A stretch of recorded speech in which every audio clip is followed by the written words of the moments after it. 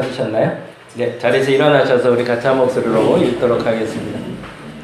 요한복음 3장 16절에서 21절까지 같이 한 목소리로 읽겠습니다. 하나님이 세상을 이처럼 사랑하사 독생자를 주셨으니 이는 그를 믿는 자마다 죽지 않고 영생을 얻게 하려 하심이라. 하나님이 그 아들을 세상에 보내신 것은 세상을 심판하려 하심이 아니요 그로 말미암아 세상이 구원을 받게 하려 하심이라. 그를 믿는 자는 심판을 받지 아니하는 것이요 믿지 아니하는 자는 하나님의 독생자의 이름을 믿지 아니하므로 벌써 심판을 받은 것이니라. 그 정죄는 이것이니 곧 빛이 세상에 왔을 때 자기 행위가 악함으로 빛보다 어둠을 더 사랑한 것이니라. 악을 행하는 자마다 빛을 미워하여 빛으로 오지 아니하나니 그 행위가 드러날까 하며 진리를 따르는 자는 빛으로 오나니 이는 그 행위가 하나님 안에서 행한 것임을 나타내려 함이라 하시니라. 아멘. 자리에 앉아주시기 바랍니다. 사랑, 하나님을 알아가는 방법이라는 제목의 이야기 잠깐 나눠보려고 합니다. 우리가 세상을 사랑하는 게 맞을까요? 틀릴까요? 성경은 그렇게 얘기하고 있지 않은 것 같은데 우리는 이렇게 알고 있어요. 세상을 사랑하는 건 죄를 짓는지라고. 그런 얘기 들어본 적 있으지 않으세요? 세상을 사랑하면 안 된다. 세상을 사랑하는 건 죄를 짓는 거다. 그런 말 혹시 안 들어보셨어요? 네. 많이들 그렇게 얘기해요. 세상을 사랑하는 건 죄를 짓는 일이래요. 그래서 세상 사랑하면 안 된대. 그러면서 여기서 꼭 토를 다는 게 있죠. 뭘 해야 되죠? 그래서 우리는 하나님을 사랑해야 됩니다. 라고 얘기합니다. 근데 이 말에 좀 어폐가 있다는 얘기죠. 오늘 본문은 이렇게 시작하고 있거든요. 같이 읽어볼까요? 하나님이 세상을 이처럼 사랑하사 라고 시작하고 있어요. 그러자면 여기서 말하는 대로 말하자면 세상을 사랑하는 죄가 아니네요. 왜냐하면 오히려 하나님이 세상을 사랑했다고 했으니 우리는 세상을 사랑하는 게 맞네요. 근데 왜 세상을 사랑하지 말라고 했을까는 사실은 이유가 있죠. 세상의 욕심, 욕망, 꿈 쫓아다니다가 망할 수 있으니 그걸 주의하라는 뜻이겠죠. 그런데 중요한 건 오늘 본문에서 말하는 그 세상이 뭔지를 우리가 먼저 아는 것이 중요하다는 생각이 듭니다. 그러면 하나님이 말씀하시는 세상은 뭘까요?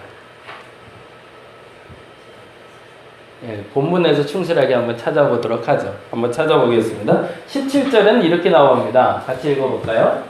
하나님이 그 아들을 세상에 보내신 것은 세상을 심판하려 하심이 아니요 그로 말미암아 세상이 구원을 받게 하려 하심이라 라고 얘기하네요. 그러면 이 세상이 뭘 것 같으세요? 그냥 추측을 해보자고요. 세상이 뭘까? 내 욕심이나 이런 걸 말하는 것 같지는 않아요. 그렇죠? 분명 뭔가 다른 게 있는 것 같아요. 근데 이 얘기를 좀 더 18절까지 읽어보면 더 정확히 밝혀집니다. 뭐라고 되어 있죠?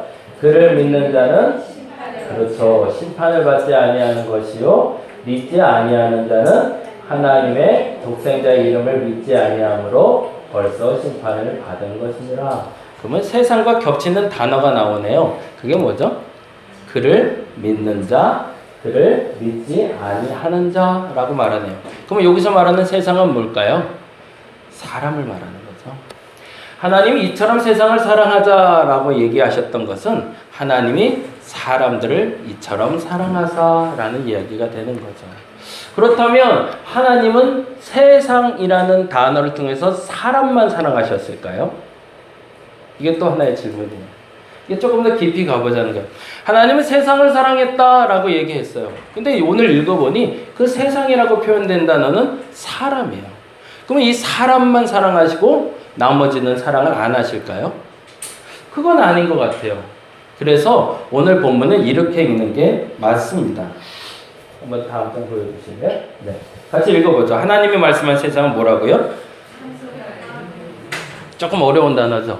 상표가 된 고유 명사가 사람으로 지칭됐다는 거예요. 예를 들자면 이런 건데요. 이게 뭐죠? 미원이 뭐예요? 예. 엄마들이 옛날에 그거 많이 시켰어요. 미원 사와. 그럼 뭐 사오라는 거예요? 그래, 미원 사오는 거예요. 근데 그건 화학조미료 사오라는 얘기잖아요. 조미료 사오라는 얘기를 뭐라고 썼어요? 미원사화 그랬어요. 그럼 또 하나, 이건 뭐죠? 야, 한글이 써 있으니까 여러분 잘 읽을 수 있는데, 이거 원래 이름이 뭐예요? 즉석밥이에요. 즉석밥을 부르는 이름이 뭐로 된 거죠? 햇반이 됐어요. 화학조미료, 소위 옛날에 한참 문제됐어. MSG 먹으면 안 된다, 만다, 뭐 말라서. 근데 집에 한 번씩은 다 있잖아요, 미원. 요즘은 없나요? 요즘은 다른 것들 드시나? 햇반도 마찬가지입니다. 햇반은 고유명사가 아니었어요. 상표 이름이에요. CJ에서 특허를 낸 상표 이름이 햇반입니다.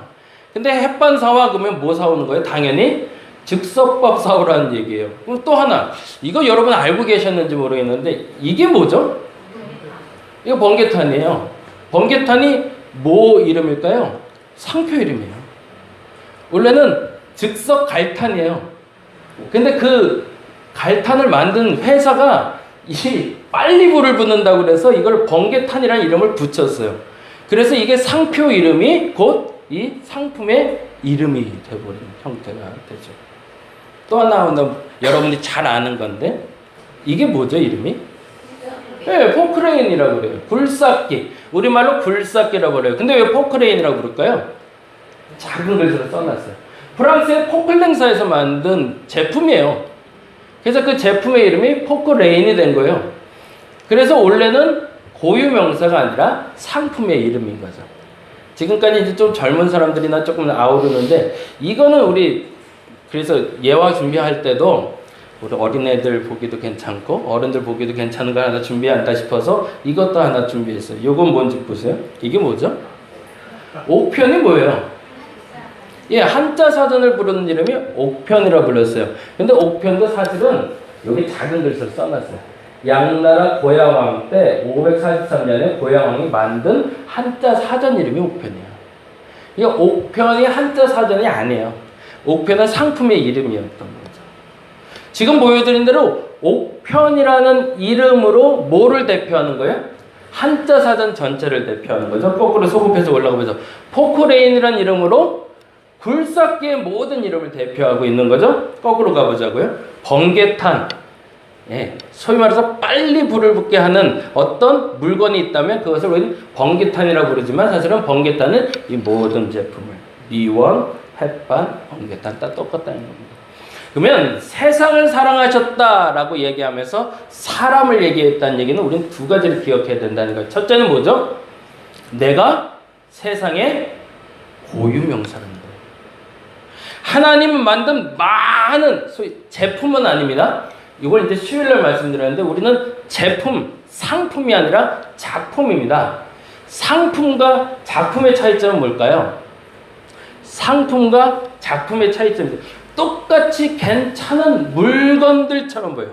근데 상품은요, 동일한 상품, 유사한 상품이 있으면 바꿀 수 있어요. CJ에서 햇반이 나온 다음에 오뚜기에서도 햇반이 나왔어요.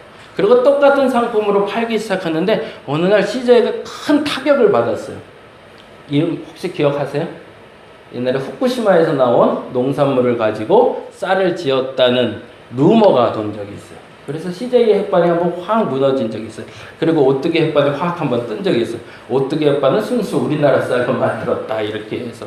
옛날에 삼양라면도 마찬가지로 그런 적이 있었죠. 뭐 공장에서 쓰는 그 기름으로 만들었다 뭐 이런 식으로 해서 여러 가지 루머가 돌아와서 한 회사가 망하고 흥하고를 결정하기도 했습니다. 근데 중요한 게 있어요. 이 고유명사는 뭐라는 거죠? 말 그대로 그 고유명사가 가진 상품이에요. 그래서 그 상품은 동일한 제품이 나오면 바뀔 수가 있어요. 근데 작품은요? 못 바꿔요. 모나리자를 그린 게 누구죠? 네, 그렇습니다. 그림이 하나가 어디에 그려 있어요. 근데 그림이 너무 예뻐요. 그래서 모작들이 나와요. 그걸 베낀 작품들이 많이 나왔어요. 그런데 그 어떤 작품도 그 최초에 그려진 모나리자와 바꿀 수가 없어요.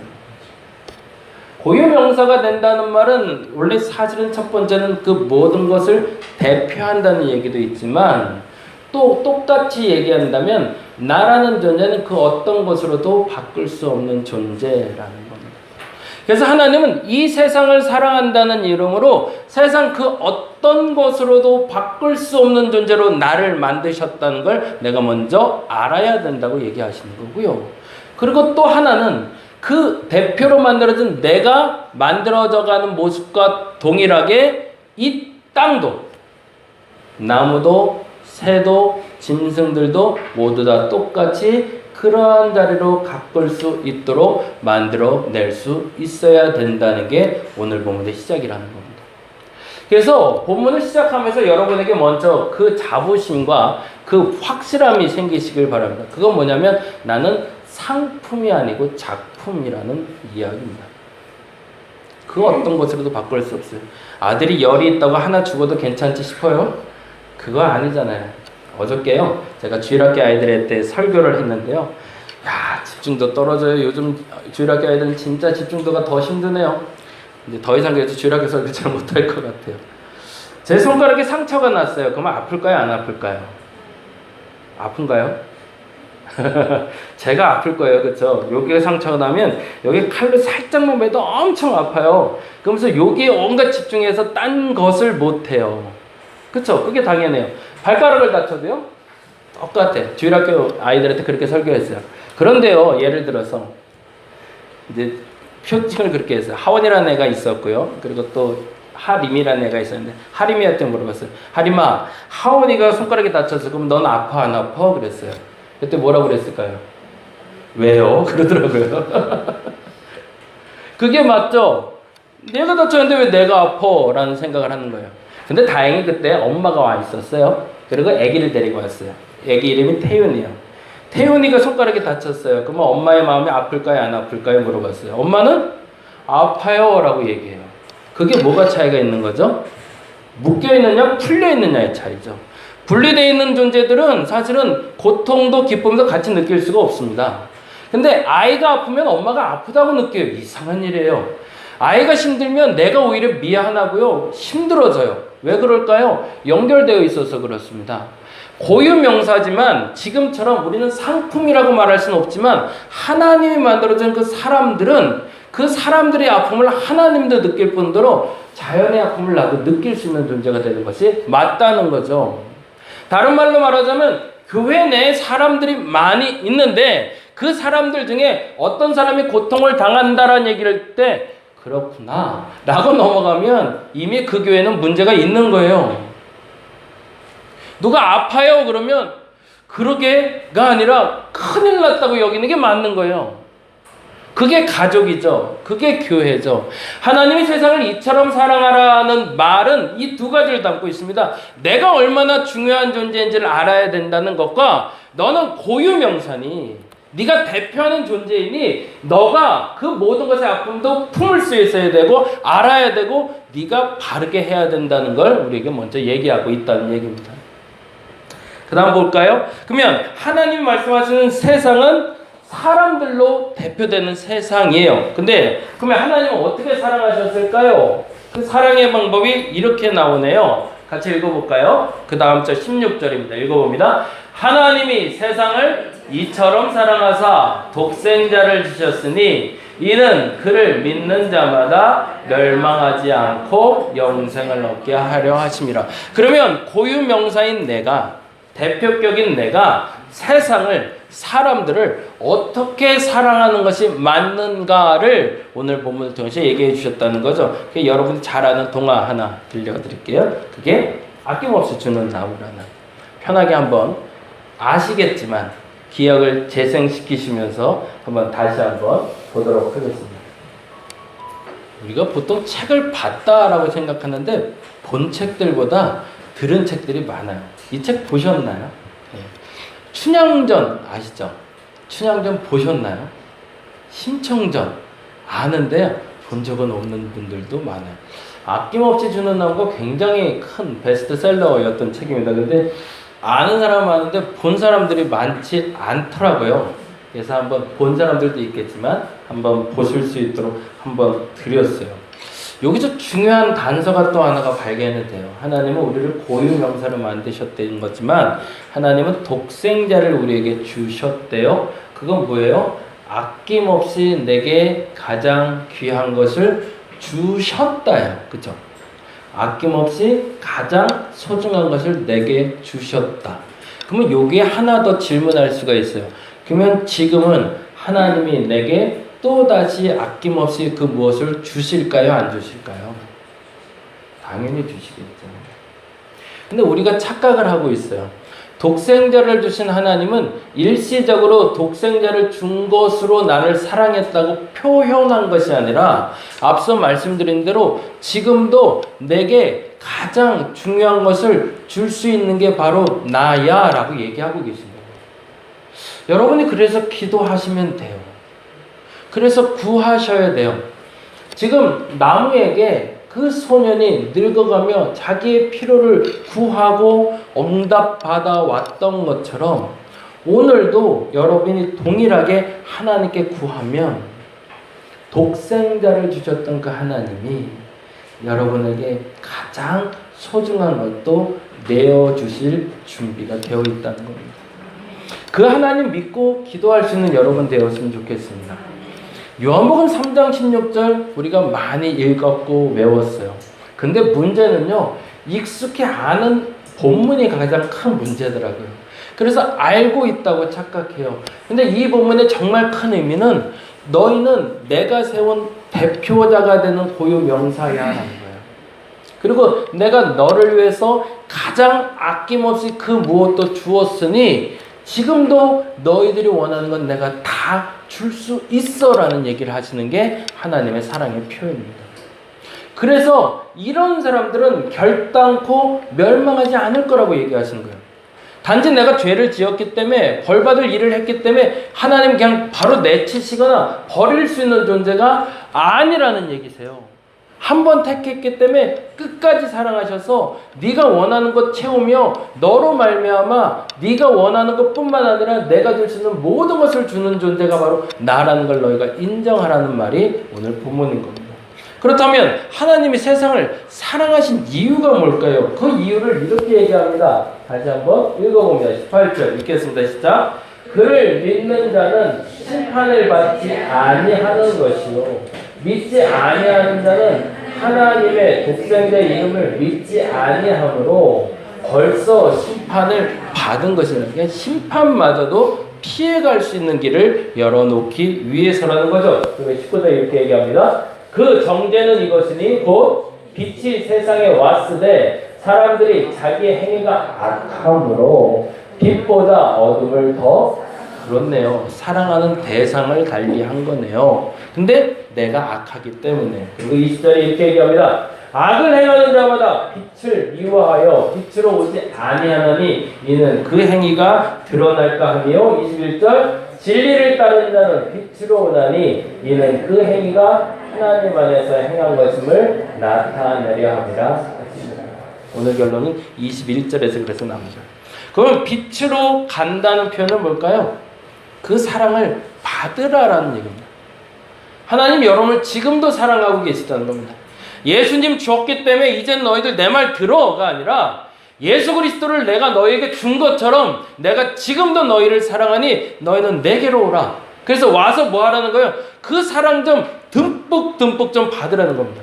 그래서 묻어진 마음이 좀 녹아내리고 가시도 친 것들이 좀 잘려나가고 그래서 그 사랑 때문에 내가 이렇게 사랑받는 존재구나라는 걸 좀 알고 좀 세상을 사랑하며 사는 존재로 좀 바뀌었으면 좋겠다고 얘기하는 겁니다. 아낌없이 주는 나무에서는 그걸 깨닫질 못하죠. 노년이 될 때까지 끝까지 받기만 합니다. 그리고 그 구루턱에 앉아서 끝나는 인생의 모습으로 나오는데 그게 바로 우리의 모습이죠. 그 정도 사랑받았으면 이제 뭐 해줘야 돼요? 나무를 가꿔야죠. 그쵸? 그게 정답인 거죠. 이제 그루턱에 앉아있을 내가 아니라 그 나이가 먹도록 내가 그 사랑 받았고 그 사랑을 알았다면 그 사랑을 되갚는 사람이 돼야죠. 그래서 하나님은 우리에게 요구하시는 것은 아니지만 첫째로 요구하시는 것은 내게 와서 그 사랑을 마음껏 받고 그 사랑받은 만큼 너희도 살아가라라고 이야기하고 싶으신 겁니다. 그러면 하나님이 세상을 사랑하신 이유는 이것 때문입니다. 가이드라인을 만들기 위해서. 여기까지 살면 네가 행복할 수 있을 거야. 너희가 이 안에 들어와서 그 행복을 누린 다음에 세상 그 어떤 사람들도 그 행복을 누리길 원한다면 그들에게 니들이 뭐가 되라? 고유명사가 해달라고 요청하시는 겁니다. 오늘은 이렇게 기도했으면 좋겠습니다. 사람들을 사랑하되 가장 소중한 것을 나누는 사랑을 하게 해달라고. 어떤 사람에게 가장 소중한 걸 줄 수 있을까요? 진짜 사랑하는 사람에게 줄 수 있는 거죠. 근데 진짜 사랑하는 사람에게 줄 수 있는 사람은 뭘까요? 사실은 그 사랑을 받아본 사람이 할 수 있습니다. 그래서 오늘은 이 기도 이전에 먼저 그 기도를 할 수 있으면 좋겠습니다. 여러분 마음껏 사랑받으시기 바랍니다. 하나님이 여러분 정말 사랑하세요. 독생자를 주셨을 뿐만 아니라 지금도 그 이상의 것도 주시려고 하시는 분이십니다. 그 사랑 먼저 받으시고 그 사랑을 베풀 수 있는 저와 여러분 되시기를 간절히 바랍니다. 기도하겠습니다.